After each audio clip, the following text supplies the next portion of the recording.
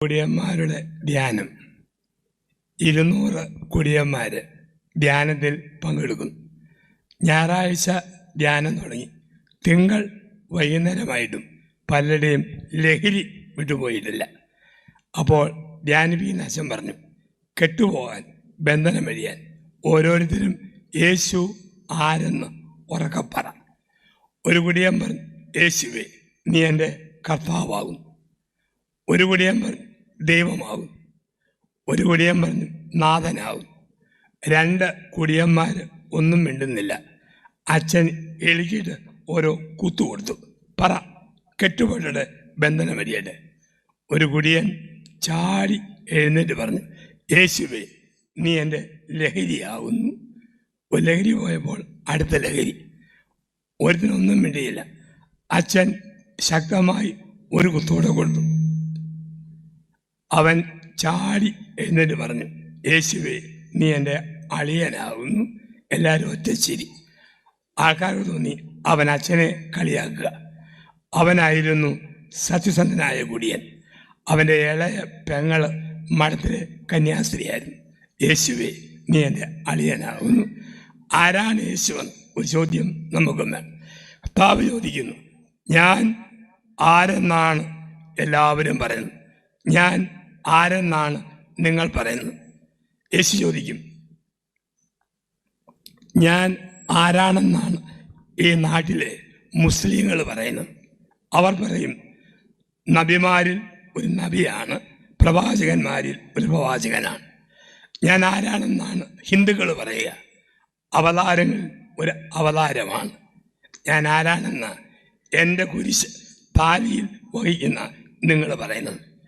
എൻ്റെ ശരീരം ഭക്ഷിക്കുന്ന, എൻ്റെ രക്തം പാനം ചെയ്യുന്ന നിങ്ങൾ പറ, ഞാൻ ആരാ? പറയാൻ ഉത്തരം വേണം വ്യക്തിപരമായിട്ട്. നീ എൻ്റെ ദൈവവും എൻ്റെ നാഥനും എൻ്റെ കർത്താവുമാ.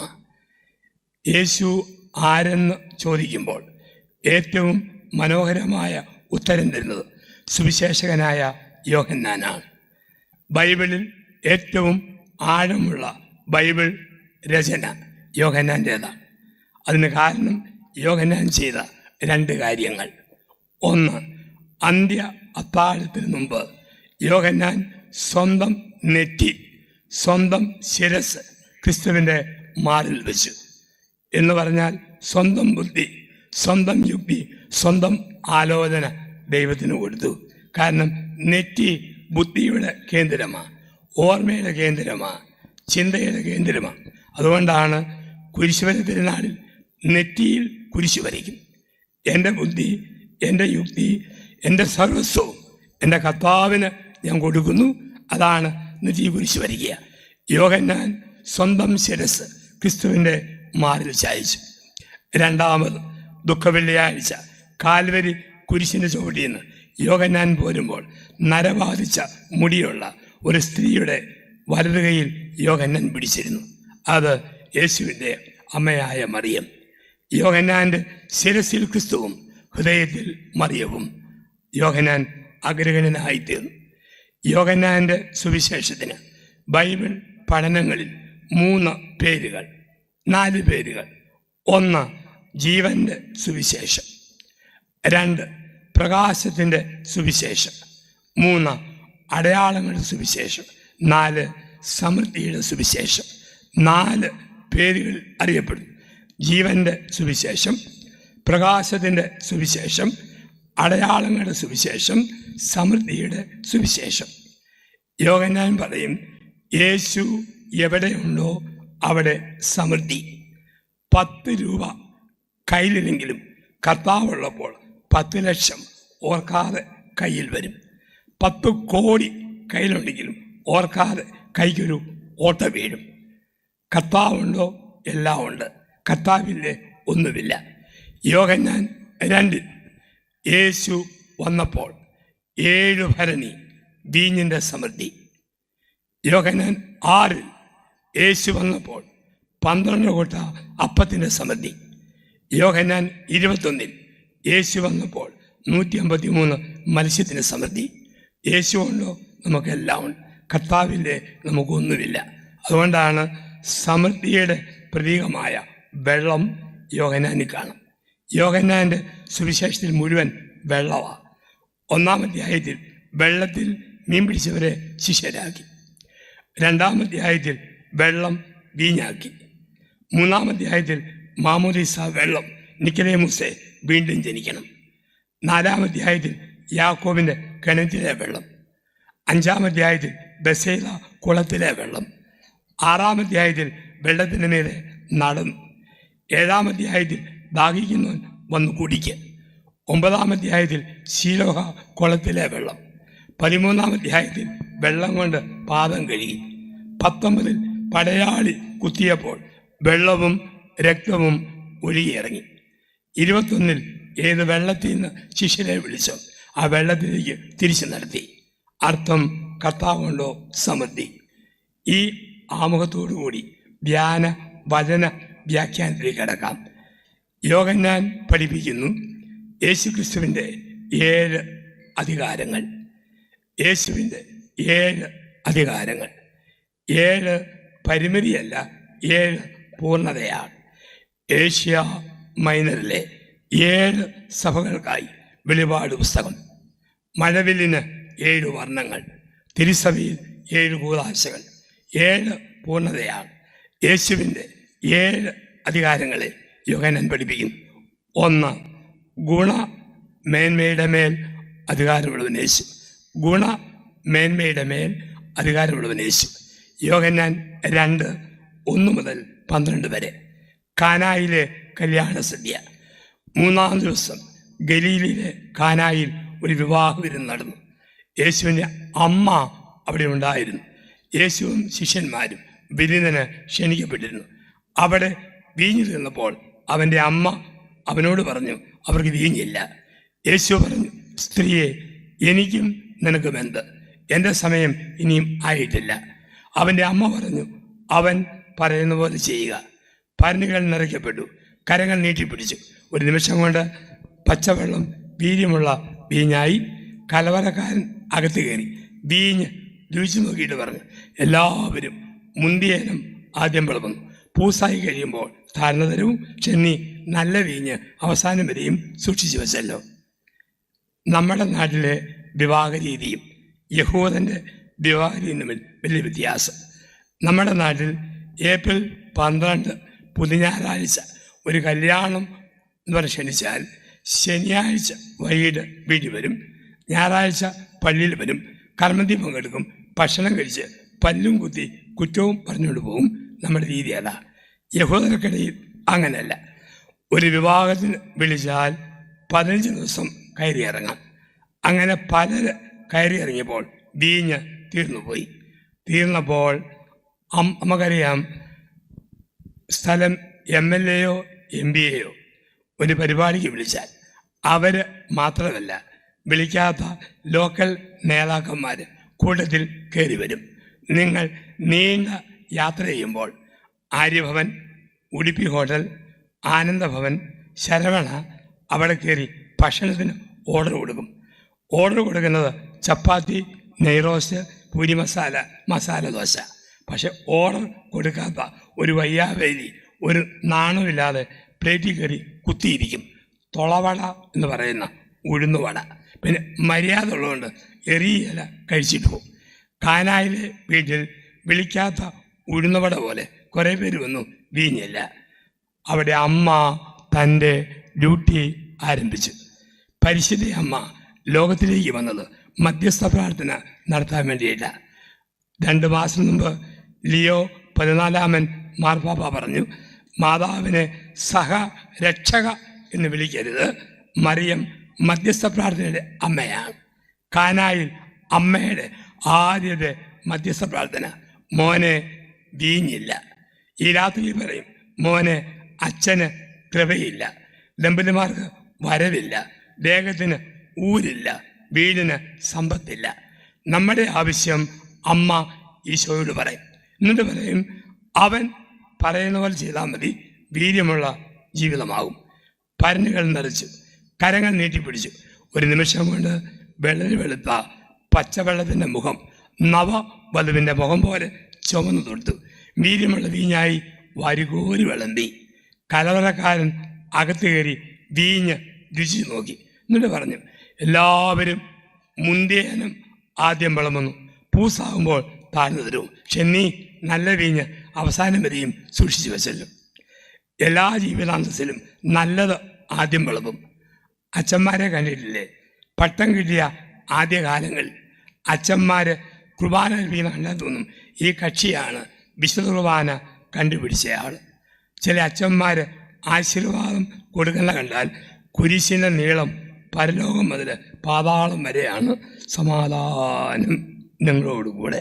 പക്ഷേ 10-15 വർഷം കഴിഞ്ഞ് അച്ഛൻ സമാധാനം കൊടുക്കുന്ന കണ്ടാൽ പൂച്ച മണ്ണു മാന്തിയ പോലെ, സമാധാനം നിങ്ങളോടുകൂടെ. വീര്യം പോയി, ലഹരി പോയി. ഇത് വിവാഹത്തിലുണ്ട്. കല്യാണം കഴിയുന്നു, ആദ്യ നാളിൽ എന്തോ ലഹരി, പൊന്നെ, തേന്, പാല്, വയമ്പ്, ചക്കരമുത്ത്, പൊട്ടെ. ഒരുത്തൻ കല്യാണം കഴിഞ്ഞ് അവൻ്റെ ഭാര്യയും കൊണ്ട് വീട്ടിലോട്ട് വരിക. ഗേറ്റിന് വന്നപ്പോൾ വീഡിയോക്കാരൻ പറഞ്ഞു, അവൾക്ക് നല്ല പെർഫ്യൂമിൻ്റെ മണമുണ്ട്, ഇന്ന് കോരിയെടുക്കാൻ പറഞ്ഞു. അവൻ കഷ്ടപ്പെട്ട് അവളെ എടുത്തപ്പോഴാ ഓവർ വെയ്റ്റ്, സിമിന്തിയാക്ക് പോലെ നല്ല കനം. ഇവനിങ്ങനെ അവളെ പൊക്കിയെടുത്ത് വേച്ച് പോവുക. അപ്പം എൻ്റെ അമ്മ അകത്തിരുന്ന് കണ്ടു. അമ്മ പറഞ്ഞു, കർത്താവേ, വിവാഹത്തിൻ്റെ അത്ഭുതം. 5 കിലോ റേഷനറി കിട്ടിയാൽ ഓട്ടോറിക്ഷയെ കൊണ്ടുവരുന്നവനാ. 62 കിലോ ചുമന്നോണ്ട് വരുന്ന വരവ് കണ്ടില്ലേ? ആദ്യകാലത്ത് തീഷ്ണത, പിന്നീട് ഒരു മരവിപ്പ്. കഴിഞ്ഞ 50 നോയമ്പിൽ ഒരു പള്ളിയിൽ ഞാൻ ധ്യാനിപ്പിക്കുക. വൈകിട്ട് 5:30 മുതൽ 8:30 വരെ. 5:30 കുരിശിൻ്റെ വഴി. ഞാൻ പള്ളിയിലോട്ട് സാവധാനം പോകുമ്പോൾ 65 വയസ്സ് പ്രായം വരുന്ന ഭർത്താവും ഭാര്യയും കൂടി പള്ളിയിലോട്ട് പോകുന്നു. ഭാര്യ മുമ്പിൽ പോകുന്നു, കെട്ടിയവൻ വീർത്ത മുഖമായിട്ട് പിന്നാലെ പോകുന്നു. ഞാൻ ചോദിച്ചു, ചേട്ടാ, 50 നോയമ്പിലെ വെള്ളിയാഴ്ചയല്ലേ, കുരിശിൻ്റെ വഴിക്ക് പോകുന്നില്ലേ? ചേട്ടൻ്റെ മറുപടി, ആ വഴിക്ക് തന്നെ അച്ഛാ ഞാൻ പോയിക്കൊണ്ടിരിക്കുന്നു. കുരിശ് മുമ്പിൽ പോകുന്നു, കുരിശിൻ്റെ വഴിക്ക് ചേട്ടനും പോകും. ആദ്യം നല്ല സന്തോഷത്തോടെ ആരംഭിക്കുന്ന ജീവിതത്തിൽ പിന്നീട് വരുന്ന ഒരു മരവിപ്പ്. ക്രിസ്തു കൊണ്ടോ വീര്യമുണ്ട്, ക്രിസ്തുവിലെ തണുത്തു പോകും. യേശുവിൻ്റെ പ്രത്യേകത, അവൻ എവിടെ വന്നാലും സാന്ദ്രത വർദ്ധിക്കും. അവൻ വരുന്നിടത്ത് സാന്ദ്രത വർദ്ധിക്കും. അവൻ വരുമ്പോൾ വെള്ളത്തിൻ്റെ സാന്ദ്രത വീഞ്ഞിൻ്റെ സാന്ദ്രതയാവും. അല്പം മുമ്പ് അവൻ വന്നപ്പോൾ വീഞ്ഞിൻ്റെ സാന്ദ്രത രക്തത്തിൻ്റെ സാന്ദ്രതയായി. കർത്താവ് വരുമ്പോൾ വെള്ളം വീഞ്ഞാവും, വീഞ്ഞ് രക്തമാവും. വെള്ളം ഇഷ്ടം, വീഞ്ഞ് സ്നേഹം. കല്യാണം കഴിഞ്ഞപ്പോൾ ഇഷ്ടം വെള്ളം, വർഷങ്ങൾ കഴിഞ്ഞപ്പോൾ അത് വീഞ്ഞ് വീര്യമുള്ള ലഹരിയുള്ള ഒന്നായിട്ട് മാറി. പ്രിയപ്പെട്ടവരെ, ശരിക്കും ലഹരിയുള്ള ഒരു ദാമ്പത്യമാണോ? എന്തും ഭാര്യ സഹിക്കും, എന്തും ഭർത്താവ് പുറകും, എന്തും മാതാപിതാക്കൾ ക്ഷമിക്കും. ലഹരി ഉണ്ടെങ്കിൽ വെള്ളപ്പാണ്ട് വന്നാലും ദേഹം മരവിച്ചാൽ ഭാര്യയെ ഭർത്താവിന് മറക്കാൻ പറ്റില്ല. കുടിച്ച് പൂസായാലും രോഗം വന്നാലും ഭർത്താവിന് ഭാര്യയ്ക്ക് മറക്കാൻ പറ്റില്ല. അത് ലഹരിയായി കഴിയുമ്പോൾ ഭക്ഷണത്തിന് രുചിയില്ലേലും പരാതിയില്ല, എന്തെല്ലാം പ്രശ്നം വന്നാലും പരിഭവമില്ല. അതാണ് വീഞ്ഞ് എന്ന് പറയുക. ഒരു നോൺ വെജ് ഹോട്ടലിൽ 75 വയസ്സുള്ള ഭർത്താവും ഭാര്യയും മിക്സഡ് ഫ്രൈഡ് റൈസും ചില്ലി ചിക്കനും കഴിക്കുന്നു. 8-10 കോളേജ് പിള്ളേർ ആ ഹോട്ടലിൽ കയറി. അവർ 2 റൗണ്ട് കഴിച്ചിട്ടും അങ്കിളും ആൻറ്റിയും കഴിച്ചിട്ട് ചെയ്യുന്നില്ല. അവർ നോക്കുമ്പോൾ ആദ്യം അങ്കിൾ കഴിക്കും, പ്ലേറ്റ് തള്ളിക്കൊടുക്കും. ആൻറ്റി കഴിക്കും, പ്ലേറ്റ് നിരക്കി കൊടുക്കും. അങ്കിൾ കഴിക്കും, പ്ലേറ്റ് പൊക്കി കൊടുക്കും. ആൻറ്റി കഴിക്കും, പ്ലേറ്റ് ഉന്തി കൊടുക്കും. പിള്ളേർ പറഞ്ഞു, അങ്കിൾ ആൻറ്റി പണം ഇല്ലാത്തതുകൊണ്ടല്ലേ പ്ലേറ്റ് വെച്ച് ഇങ്ങനെ നിരക്കുന്നത്. ഞങ്ങളുടെ വക ഒരു മിക്സഡ് ഫ്രൈഡ് റൈസ് ഞങ്ങൾ സ്പോൺസർ ചെയ്യാം. ഉടനെ അങ്കിൾ പറഞ്ഞു, വേണ്ട, അതെന്താ, ഞങ്ങൾ സമാധാനമായിട്ട് ഷെയർ ചെയ്യുകയാണ്. എന്താ ഷെയർ ചെയ്യുന്നത്? പറഞ്ഞു, ഞങ്ങളുടെ പല്ല്. ആദ്യം അങ്കിൾ കഴിക്കും, പിന്നെ ആൻറ്റിക്ക് കൊടുക്കും. ആൻറ്റി കഴിക്കും, അങ്കിളിന് കൊടുക്കും. ഇഷ്ടം സ്നേഹമാകുമ്പോൾ ഒന്നും ഒരു ബുദ്ധിമുട്ടുമില്ല. എന്തും സഹിക്കും, എന്തും പുറക്കും. കാന 3 ആത്മീയ ചിന്തകൾ നോമ്പ് കാലത്ത് നമുക്ക് തരുന്നു. 3 ആത്മീയ ചിന്തകൾ. 1, ജീവിതത്തിൽ പ്രശ്നം വരുമ്പോൾ പരിഹാരം തരുന്നവൻ പന്തലിൻ്റെ പുറത്തല്ല, പന്തലിൻ്റെ അകത്താണ്. കാനായിൽ പ്രശ്നം വന്നപ്പോൾ പരിഹാരം അയൽവകത്തു നിന്ന് കടം മേടിച്ചല്ല, ആരോടും പറഞ്ഞിട്ടുമല്ല. പ്രശ്നം വന്നപ്പോൾ പരിഹാരം തരുന്നവൻ പന്തലിൻ്റെ അകത്തുണ്ട്. നിങ്ങളുടെ വീട്ടിൽ ഒരു പ്രശ്നം വരുമ്പോൾ ഉടനെ കൃപാസനത്തിലേക്ക് ഓടരുത്, അട്ടപ്പാടി ഓടരുത്, അണക്കരയ്ക്ക് ഓടരുത്, അമ്മ വീട്ടിൽ ഓടരുത്. പ്രശ്നം വരുമ്പോൾ ആദ്യമേ നിങ്ങൾ കൊന്തയായിട്ട് പ്രാർത്ഥനാ മുറിയിൽ കൊന്ത ചെല്ലണം, പ്രാർത്ഥനാ മുറിയിൽ ബൈബിൾ വായിക്കണം, എൻ്റെ പള്ളിയുടെ മധുബഹയുടെ മുമ്പിലേക്ക് പോകണം. പ്രശ്നം വരുമ്പോൾ പരിഹാരം തന്നവൻ ധ്യാനഗുരുക്കന്മാരോ കൗൺസിലേഴ്സോ ധ്യാന മന്ത്രികളോ അല്ല. പരിഹാരം തരുന്നവൻ പെരയ്ക്കകത്തുണ്ട്, പരിഹാരം തരുന്നവൻ പന്തലിൻ്റെ അകത്തുണ്ട്. ആ ഒരു ചിന്ത. 2, കാണാതിരുന്ന രണ്ടാമത്തെ ചിന്ത, അപ്രതീക്ഷിതമായ തകർച്ച വരുമ്പോൾ തളരാതെ പിടിച്ചു നിൽക്കണം. ഈശോയും മാതാവും ഹൃദയത്തിൽ വേണം, വീട്ടിൽ വേണം. അപ്രതീക്ഷിതമായ തകർച്ച വരുമ്പോൾ തളരാതെ പിടിച്ചു നിൽക്കണം.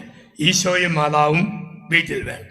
കാനായിൽ അപ്രതീക്ഷിതമായി കണക്ക് തെറ്റി വീഞ്ഞു തീർന്നു, തളർന്നില്ല. ഈശോയും മാതാവും ഉണ്ട്. ഞാൻ കണക്ക് കൂട്ടി ഇങ്ങനെ പോയാൽ ഒരു 15 വർഷം ധ്യാനിപ്പിക്കാം. പെട്ടെന്ന് ഒരു സ്ട്രോക്ക് വന്നു, തളരാതിരിക്കണോ? ഈശോയും മാതാവും ഹൃദയത്തിൽ വേണം.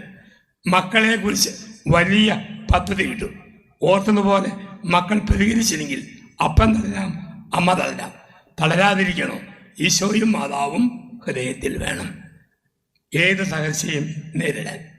3, ഒഴിച്ച് കളയുന്ന വെള്ളം കുടിച്ച് തീർക്കുന്ന വീഞ്ഞാക്കാൻ ഈശോ വേണം. ഒഴിച്ച് കളയുന്ന വെള്ളം കുടിച്ചു തീർക്കുന്ന വീഞ്ഞാക്കാൻ ക്രിസ്തു വേണം. കാനായി 6 പേരിന് വെള്ളം ഒഴിച്ചു കളയാനാ യേശു വന്നപ്പോൾ കുടിച്ചു തീർക്കുന്ന വീഞ്ഞായി മാറി.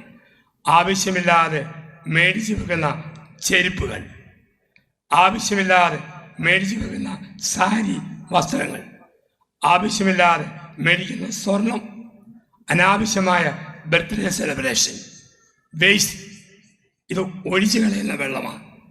അത് കുടിച്ചു തീർക്കുന്ന വീഞ്ഞാകണം. എൻ്റെ കുട്ടിക്ക് 2 ചെരുപ്പ് മേടിക്കുമ്പോൾ, ചെരുപ്പ് മേടിക്കാൻ കാശില്ലാത്ത ഒരു കുട്ടിക്ക് 2 ചെരുപ്പ് മേടിച്ചു കൊടുക്കണം. ഞാൻ സുന്ദരമായ വീട് പണിയുമ്പോൾ ഒരു മനുഷ്യൻ്റെ വീട് നന്നാക്കാൻ അല്പം പണം കൊടുക്കണം. ആഘോഷങ്ങൾ ചുരുക്കിക്കൊണ്ട് അത് പാപങ്ങളുമായി പങ്കുവെക്കുമ്പോൾ അതാണ് ഒഴിച്ചു കളയുന്ന വീഞ്ഞ് കുടിച്ചു തീർക്കുന്ന വീഞ്ഞായി മാറും. ചിലർക്ക് എന്തോ ഒരു കുടിയും കള്ളും ബഹളവും. കുറച്ച് മാസങ്ങൾക്ക് മുമ്പ് കോട്ടയം റെയിൽവേ സ്റ്റേഷനിൽ മംഗലാപുരം ട്രെയിൻ കാത്ത് ആൾക്കാരിരിക്കുന്നു. 3 കുടിയന്മാർ ട്രെയിനെ കയറാൻ വേണ്ടി വന്നു. അവരങ്ങനെ ഇരുന്നപ്പോൾ ചൂളം മുഴുങ്ങി. 3 കുടിയന്മാരും ഓടി. 2 പേര് സീറ്റിലിരുന്നു. 3-മത്തവൻ ഇരിക്കാൻ തുടങ്ങിയപ്പോൾ വണ്ടി മുമ്പോട്ടെടുത്തു. ഈ കുടിയൻ തെറിച്ച് പ്ലാറ്റ്ഫോമിൽ വീണു. ട്രെയിനങ്ങ് പോയി. സ്റ്റേഷൻ മാസ്റ്റർക്ക് സഹതാപം തോന്നി. അദ്ദേഹം പറഞ്ഞു, കുടിച്ച് പൂസാകുന്നത് നാണക്കേടല്ലേ, അത്രയ്ക്ക് നിർബന്ധമാണ് വീട്ടിൽ കുടിച്ചിട്ട് കടന്നാൽ പോലെ. ഇതൊരു പാഠം, ഇനി പരസ്യമായിട്ട് കുടിച്ചേക്കരുത്. അടുത്ത ട്രെയിനിൽ മംഗലാപുരത്തിന് കയറ്റിവിടാം, വേറെ ടിക്കറ്റ് ഒന്നും എടുക്കണ്ട, ഞാൻ ക്രമീകരിച്ചോളാം. ഇപ്പം കുടിയൻ പറഞ്ഞു, പൊന്ന് സാറേ, അതല്ല പ്രശ്നം. എന്താ പ്രശ്നം? എൻ്റെ സാറേ, ഞാനായിരുന്നു മംഗലാപുരത്തിന് പോകേണ്ടത്. അവന്മാർ ട്രെയിൻ കയറ്റി വിടാൻ വന്നതായിരുന്നു. അവർ മംഗലാപുരത്തിനും പോയി, ഞാൻ കോട്ടയത്തും കിടപ്പുണ്ട്. ഈ ഒഴിച്ചു കളയുന്ന വെള്ളം ഒത്തിരിയുണ്ട്, അത് കുടിച്ചു തീർക്കുന്ന വീഞ്ഞാക്കണം.